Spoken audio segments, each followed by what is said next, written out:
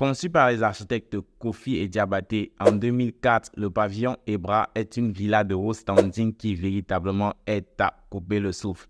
Elle est construite à Assini Mafia. Et oui, on parle toujours là d'Assini Mafia parce que là, c'est le troisième projet des architectes Kofi et Diabaté que nous vous présentons qui a été fait ou qu'ils ont construit à Assini Mafia. Et c'est le cinquième projet de la série du cabinet Kofi et Diabaté Architectes.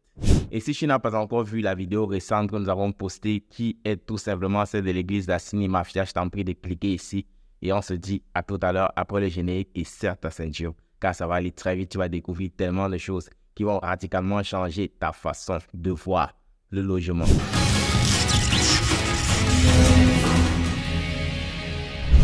Le pavillon Ebra, construit en 2007, est conçu sur environ 834 mètres carrés. Et les termes clés ou alors l'idée principale des architectes s'est étalée sur trois expressions claires qui sont l'interconnexion entre les espaces individuels, la transparence et bien évidemment le bien-être.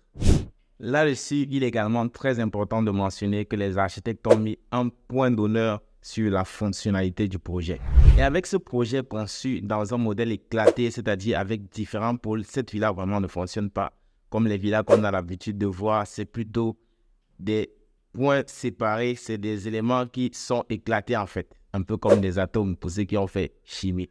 En fait, les architectes ont utilisé pour matérialiser leur concept d'interconnexion entre ces différents espaces que constitue le modèle éclaté. Les architectes ont utilisé les relations fortes, les relations moyennes et les relations faibles. C'est ce que je vous invite à regarder avec moi dans ma machine.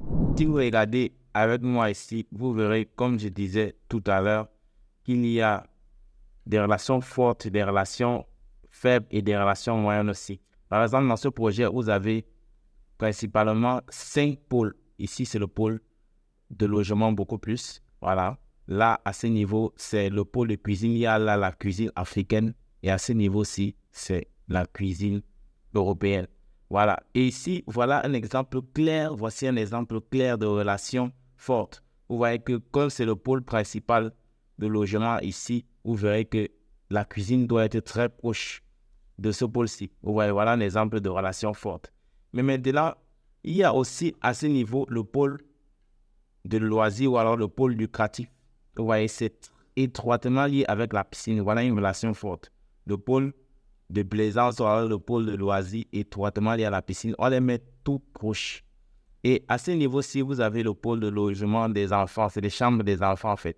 Et vous verrez qu'ils ont tout simplement pensé le projet avec cette relation moyenne-là. Parce que là, il y a d'abord la piscine qui est étroitement liée directement à l'endroit des enfants parce que c'est proche de la lagune. Mais le pôle d'enfants n'est pas très éloigné parce que contrairement à ce pôle de logement dont j'imagine que c'est des adultes qui vont rester à ce niveau, le pôle de logement des enfants, lui, il est beaucoup plus proche de la piscine. C'est une relation, on peut dire, une relation moyenne. Pourquoi? Parce que c'est pas directement, les enfants ne logent pas directement dans le pôle des enfants. Et là, vous avez l'espace de service qui est totalement éloigné, qui est un peu plus éloigné. Voilà un peu la comment est-ce que les architectes ont pu manifester les différents types de relations. Et pour matérialiser le bien-être dans le projet, les architectes se sont arrangés à avoir un maximum d'espace non bâti, ce qui est composé en grande partie d'espace vert. Regardons cela dans la machine.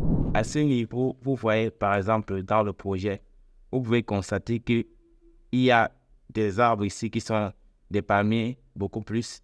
Et là, c'est de la verdure, juste de la verdure. Là encore, on a en grande partie de la verdure. Je crois qu'on a plus de 50%, probablement 60% de la verdure, probablement 60% de verdure, ce qui est juste magnifique et intéressant. Ça constitue vraiment en grande partie au bien-être de ce logement. Imaginez un peu ce logement juste par exemple au sol avec uniquement des pavés sans verdure. Ça n'aurait pas eu le même aspect ou bien même la conséquence du bien-être n'aurait pas été évidente.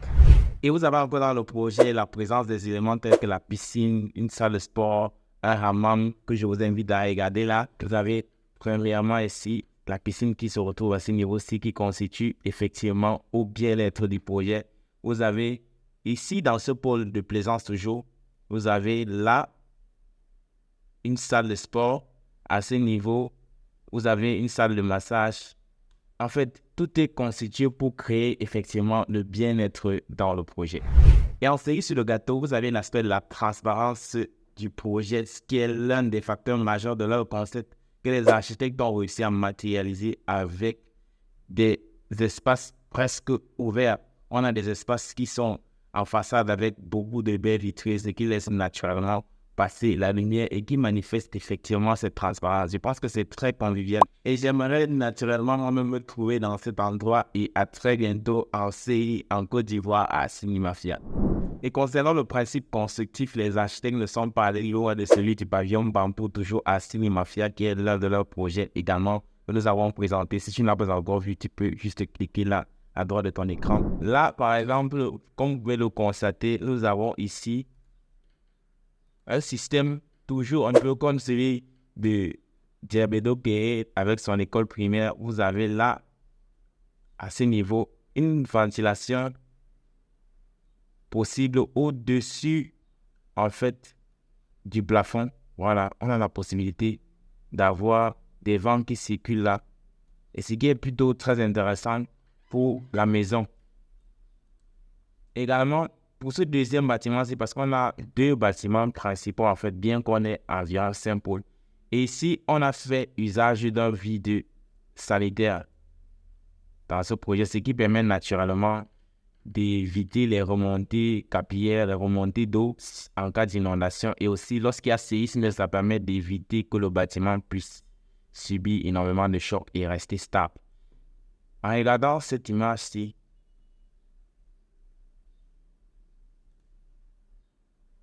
et à ce niveau, par exemple, qui est le bâtiment lucratif, vous pouvez remarquer là qu'on a fait usage de la pierre. Cette pierre, en fait, qui est très importante pour la rigidité du bâtiment, pour la stabilité du bâtiment. Et surtout ici, on a apporté de l'eau parce que vous savez, l'eau généralement fragilise énormément le bâtiment. C'est la raison pour laquelle la pierre est très importante pour maintenir le bâtiment, en fait, stable. Et en observant ce projet, penser que l'impact des architectes se résume uniquement à la forte fonctionnalité du projet serait une très grande erreur. Pourquoi? Parce que les architectes ont apporté leur touche avec trois aspects que j'ai pu remarquer, que je vais te présenter. Premièrement, il y a cette dalle jetée tout droit vers la lagune, tout droit vers le fleuve, qui fait quelque chose de très particulier en fait lorsqu'on observe l'image que vous verrez tout à l'heure s'afficher sur l'écran. On a l'impression, lorsqu'on est sur cette dalle, de flotter carrément sur l'eau, ce qui est vraiment très remarquable et apporte une touche particulière au projet. Et deuxièmement, il y a le fait que les architectes ont apporté une touche culturelle subtile au projet. Comment l'ont-ils fait? Tout simplement avec le modèle éclaté. Parce que vous savez, les concessions africaines dans le passé étaient basées sur des modèles éclatés. Bref, tout était organisé en modèle éclaté et c'est ce que les architectes Kofi et Diabaté ont effectivement représenté dans ce projet. Et de plus, il y a cette touche culturelle également qui constitue à mettre des masques, des éléments culturels dans la villa, ce qui apporte cette touche africaine effectivement. On pourrait aussi le constater avec la couleur ébène qui est beaucoup plus forte dans le projet, qui rappelle aussi l'africanité. Et même les formes des meubles aussi rappellent l'africanité. Et là, je tire vraiment un coup de chapeau aux élèves Kofi et Diabaté. Et en observant le projet, que ce soit de jour comme de nuit, le projet est juste splendide, il est magnifique. Il est très intéressant. Et alors, c'est ce genre de villa que j'aimerais que tu aies. Si tu planifies construire, c'est quelque chose d'assez dynamique, quelque chose qui va donner de la paix à ton âme. Et j'aimerais que tu aies comme villa. Alors, d'ici là, si tu as aimé cette vidéo, n'oublie pas de t'abonner, de liker, de laisser un commentaire, de partager même et d'inviter plusieurs autres personnes à s'abonner. Surtout, d'activer la cloche de notification. Et on se dit à plus à une prochaine vidéo. On est ensemble.